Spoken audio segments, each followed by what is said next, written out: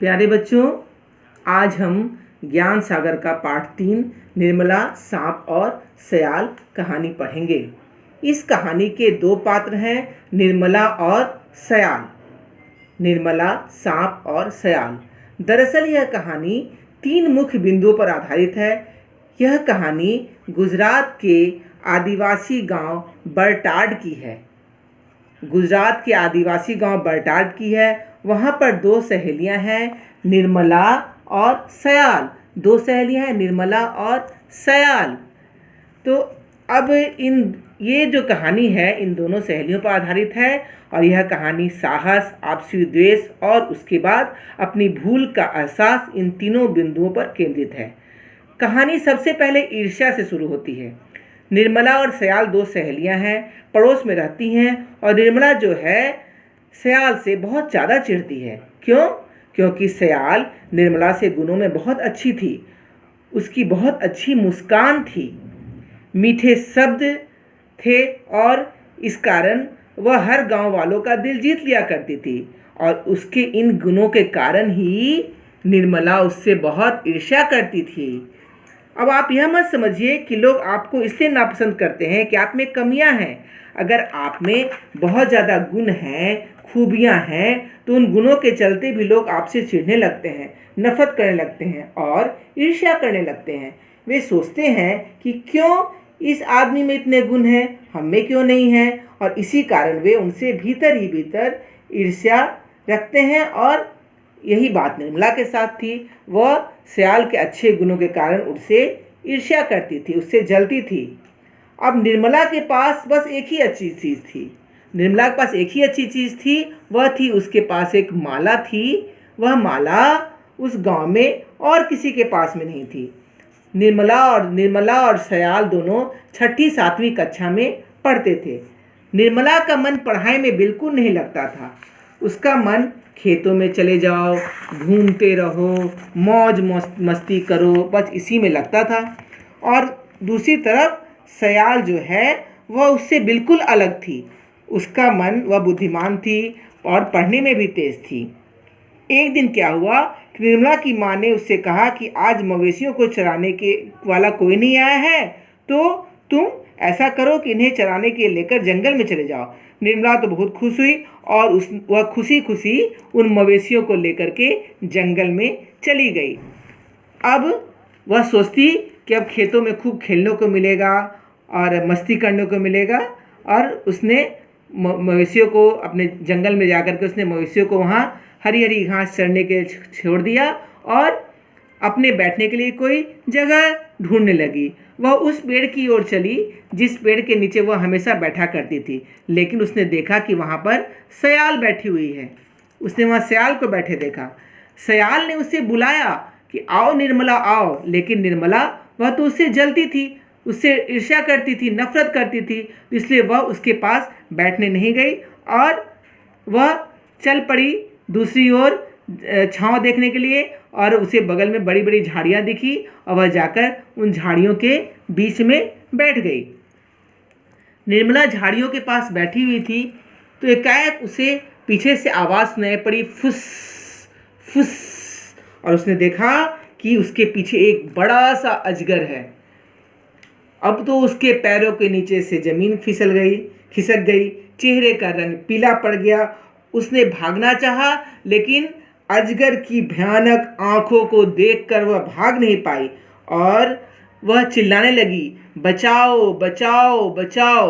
और हुआ क्या कि अजगर ने उसे अपनी कुंडली में लपेट लिया। अजगर ने उसे अपनी कुंडली में लपेट लिया। कुंडली क्या होती है?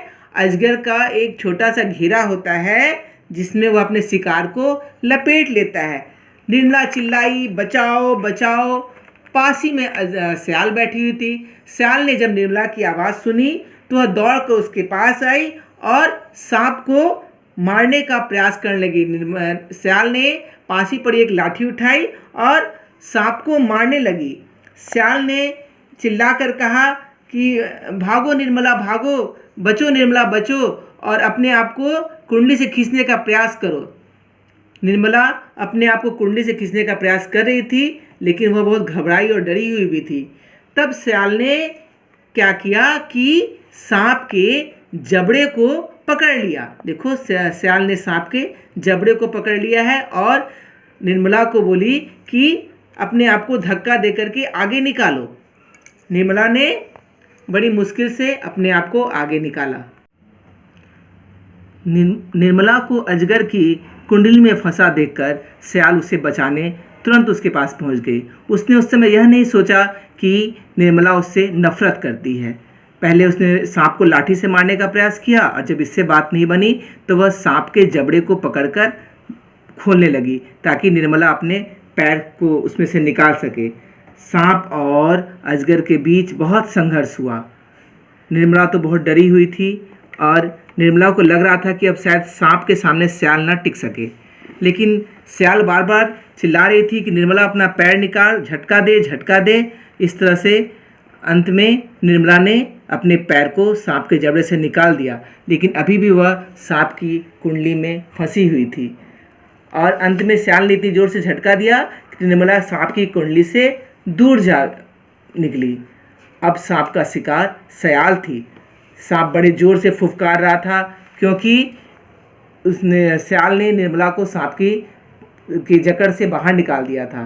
सांप ने अपना सिर बढ़ाया और सियाल की छाती के पास तक आ गया। सियाल जो है सांप के जबड़े पकड़कर उसे पीछे हटाने का प्रयास करती रही और अंत में इसने झटका देकर सांप को दूर फेंक दिया और वहाँ से सियाल और निर्मला दोनों वहाँ से भाग चली। दोनों के शरीर में अद्भुत शक्ति का संचार आ गया था। दोनों भागती भागती उस जगह पे पहुँच गईं जहाँ पर उनके मवेशी चर रहे थे और कोई खतरा न था। दोनों बड़ी देर तक हाँफती रहीं और एक दूसरे को बिना कुछ बोले हुए देखते रहीं। अचानक निर्मला की आंखों में आंसू आ गए और उसके ओठ थरथरा गए, क्योंकि उसे लग रहा था अगर आज सियाल ना होती तो यह सांप उसे मार डालता। सियाल ने उसे धैर्य बंधाते हुए कहा कि कोई बात नहीं, सब ठीक हो जाएगा।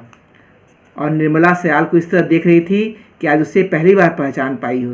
वह बार बार यही सोच रही थी कि वह इस लड़की से वैर थी, ईर्ष्या करती रही या जलती रही है तो इतनी अच्छी लड़की है।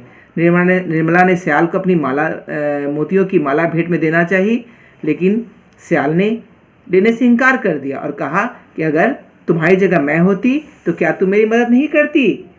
निर्मला उसे देखती रह गई थी क्योंकि वह मन ही मन सोच कर शर्मिंदा हो रही थी, क्योंकि उसे पता था कि अगर सियाल को अजगर ने पकड़ा होता तो उसे कहीं बचाया नहीं आती। और अब उसको अपनी इसी सोच से शर्मिंदगी का एहसास हो रहा था। उसने सियाल से कहा, नहीं, मैं तुम्हें माला देना चाहती हूँ कि तुम मुझे याद रखो। और निर्मला ने अपनी सबसे कीमती माला सियाल को दे दी और इसके बाद निर्मला और सियाल में अच्छी दोस्ती हो गई।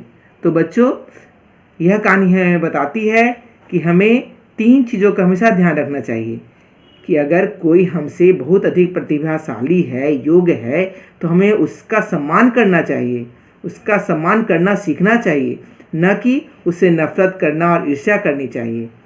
गुणों का सम्मान करना सीखना भी बहुत बड़ा गुण है। अगर आप किसी से ईर्ष्या द्वेष रखेंगे तो वो भी आपके मन को ही मलिन करेगा।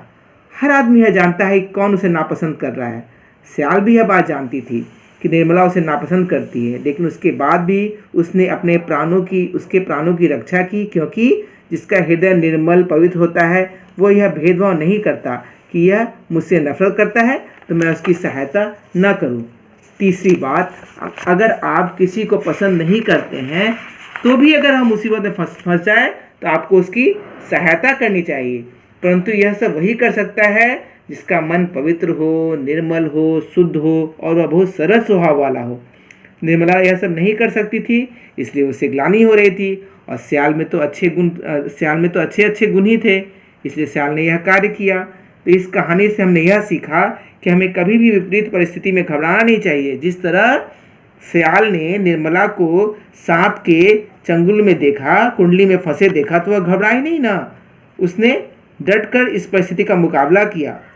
और मुसीबत के समय सबकी मदद करनी चाहिए, जैसे सियाल ने निर्मला की मदद की। और अगर कोई व्यक्ति हमसे प्रतिभाशाली है तो उसका सम्मान करना चाहिए। उसके गुणों का सम्मान करना अपने आप में एक प्रतिभा है। तो बच्चों, आपने यह कहानी पूरी तरह से समझ ली। अब मैं इस कहानी का सस्वर वाचन करने जा रही हूँ, आप उसको सुनिए। इसके बाद इस पाठ को शुद्ध तथा स्पष्ट उच्चारण के साथ पढ़ने का प्रयास कीजिए। कम से कम आप इस पाठ को 3 बार पढ़ेंगे। धन्यवाद।